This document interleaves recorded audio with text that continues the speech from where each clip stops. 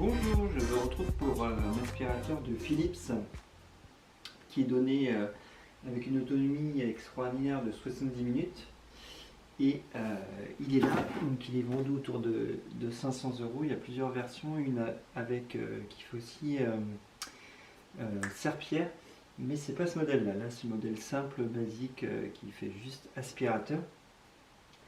Et il est livré avec pas grand chose finalement, on a le minimum parce que honnêtement on ne se sert pas de grand chose. On a juste un support mural pour pouvoir mettre son aspirateur et une petite brossette. Alors j'avoue je m'en sers pas moi, pour les canapés ou pour les voitures, voilà, brosse active, mais je m'en sers pas donc c'est très facile à mettre. Alors justement oui et non. Si on la met, on peut la mettre à deux endroits différents ici. Donc là, on voit que c'est vraiment simple, un simple clic. On change d'accessoire. Et donc le suceur. Et en fait en accessoire c'est tout ce qu'on a ces deux-là. Et c'est tout. Mais j'allais dire, on n'a pas besoin de plus. À la rigueur peut-être un peu plus long, des fois un peu plus fin pour aller chercher dans certains endroits. Mais sinon, j'ai déjà testé des aspirateurs où il y a 15 000 accessoires, en fait on s'en sert pas, on se sert du suceur. Moi je me sers même pas de ça. Et puis on peut aussi rabattre ça au besoin.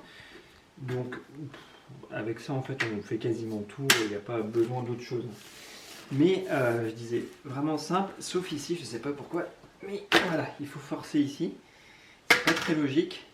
Et puis du coup on peut le mettre si on veut à ce niveau là. Et là, après les accessoires, c'est simple à enlever, c'est vraiment juste le central qui est compliqué à enlever.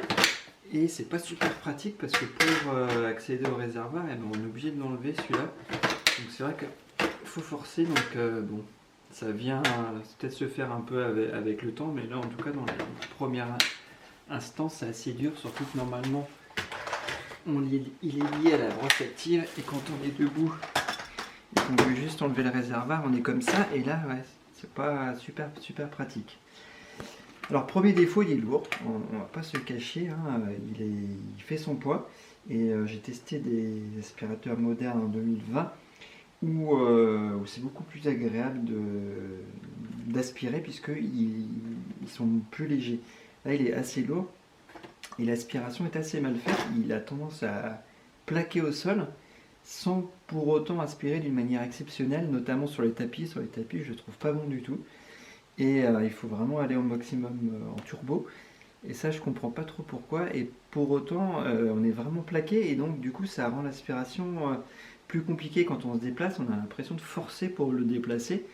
Et comme il est assez lourd et qu'il y a ce phénomène d'aspiration, eh ben, je ne le trouve pas super pratique. Quand il est posé, si on veut passer sous un lit, on peut le basculer comme ça, mais voilà, on voit que de temps en temps, il a tendance un peu à se soulever.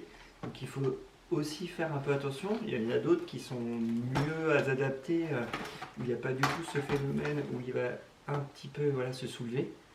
Donc c'est pas gênant, mais quand même c'est un petit défaut, c'est bien quand on peut vraiment passer sous un lit et le mettre bien comme ça à plat, et puis sans que l'autre se soulève en face.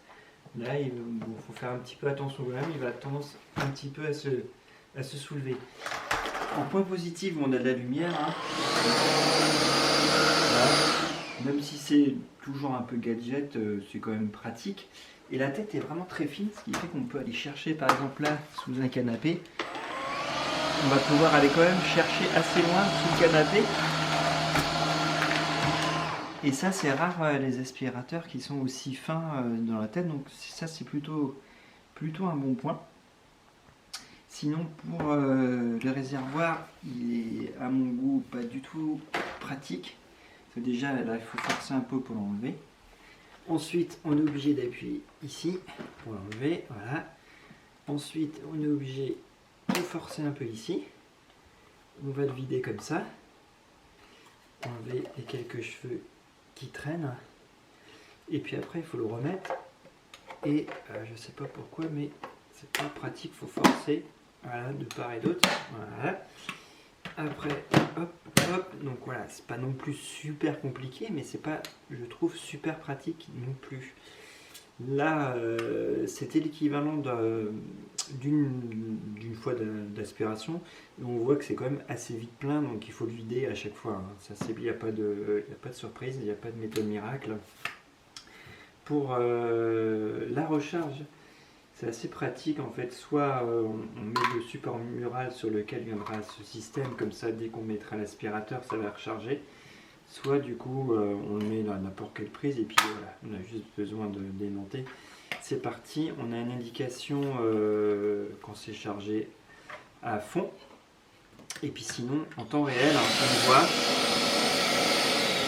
voilà 100%. Et en fait ça baisse de 10 en 10. Et quand ça arrive à 10, après ça va à l'unité. Donc ça fait 10, 9, 8, 7 jusqu'à 1. Après ça se coupe. Et puis d'ailleurs on sent vraiment une perte de puissance en autour de 3-4%. Voilà, on sent que même, on va dire qu'il est presque à 0. Là il faut le couper. Ça sert à rien d'aller jusqu'au bout du bout. Et l'autonomie est vraiment exceptionnelle. C'est vrai, c'est tenu. J'ai tenu quasiment les 70 minutes avec la brosse active. Et la brosse active quand même, elle use beaucoup. Donc si on s'en sert en mixte, on peut même aller au-delà. Si par exemple on va prendre ce petit suceur, plus un peu de brosse active, à mon avis, on va même quasiment tenir 1h30. C'est vraiment exceptionnel. Et en mode turbo, donc le maximum, il y a 3 modes.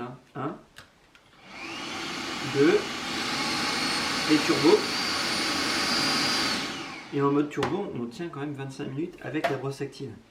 Donc là c'est pareil, c'est des résultats vraiment exceptionnels, puisque souvent 25 minutes c'est ce qu'on tient au début en fait, c'est ce qu'on tient en première position pour la plupart des aspirateurs concurrents. Donc là c'est vraiment très bon. Après, est-ce qu'on a besoin d'une batterie aussi longue, aussi résistante? Je pense pas. Franchement, ça sert pas à grand chose d'avoir quelque chose d'aussi long pour le coup. Et en plus, elle n'est pas amovible, donc on sera obligé de passer par Philips pour la changer. Et ça, c'est un gros point négatif, puisque la plupart des concurrents se mettent aux batteries amovibles. Et je teste pas mal d'aspirateurs en ce moment qui ont des batteries amovibles, et celle-là non. Donc là, gros point noir pour Philips. Et puis sinon, on a accès au filtre qui est juste ici en fait. Donc il suffit de tirer et puis de passer sous l'eau et de laisser sécher 24 heures. Ça c'est du assez classique. Et donc au point de vue de l'aspiration, par contre très bonne qualité, c'est vrai, d'ensemble et tout, il n'y a rien à dire. Et vraiment très bien protégé, il y avait même du plastique sur la brosse et tout. On sent qu'il y a un soin quand même particulier apporté à l'emballage et à la finition. Donc là on va juste passer un petit coup juste pour montrer. Point de vue du bruit, ça reste classique, moi ça me gêne pas plus que ça, mais il reste un peu bruyant, surtout en position maximum, c'est toujours pareil. Sinon très pratique pour les cheveux, là, ça lutine, il y a des aspirateurs maintenant où les cheveux sont envoyés directement. Là c'est pas le cas, donc il faudra entretenir ce côté là, mais c'est très simple, on a une petite languette, donc on a juste à tirer et puis voilà. Bon, là c'est vraiment un système quand même simple. Après c'est galère à enlever quand même ici, soit un petit, on va s'amuser, soit avec des ciseaux, mais il faut faire attention à ne pas couper. Donc ça c'est toujours le petit défaut de ces aspirateurs là, même si maintenant comme je le disais, il y en a certains qui aspirent également les cheveux avec des brosses actives comme ça, donc ça c'est vraiment pratique. C'est le pas le cas de celui-là, mais au moins c'est facile à enlever les cheveux. Donc la plupart de ces aspirateurs là, ils ont toujours un sens, donc si je vais dans l'autre sens du tapis, ça va être galère. Il va monter là, je suis obligé de forcer, et ça fait des marques sur le tapis. Alors que dans l'autre sens, voilà. Là, le résultat il n'est pas impeccable. On le voit, on est obligé de passer plusieurs fois, c'est pas impeccable, donc on va être obligé de forcer en position 2 là. Donc là je suis en position 2, c'est pas encore génial, donc on va mettre carrément la dernière position.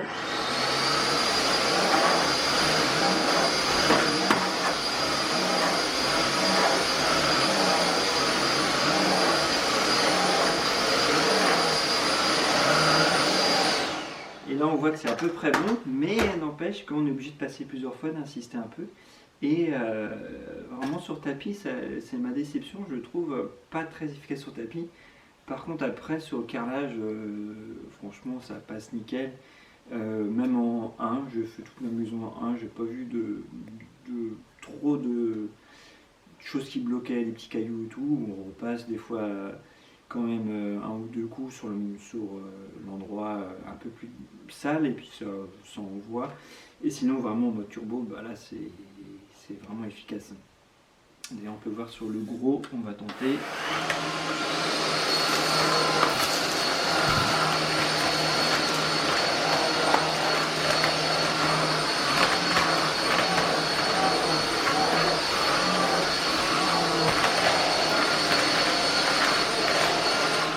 Voilà, on voit que c'est quand même globalement très efficace.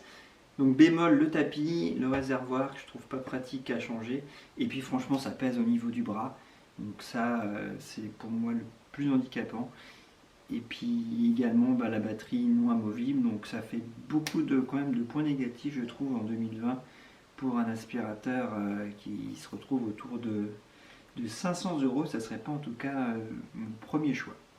Voilà, j'espère en tout cas que ça vous aura un peu éclairé dans votre choix. Et je vous dis à bientôt pour un prochain déballage. Bye bye!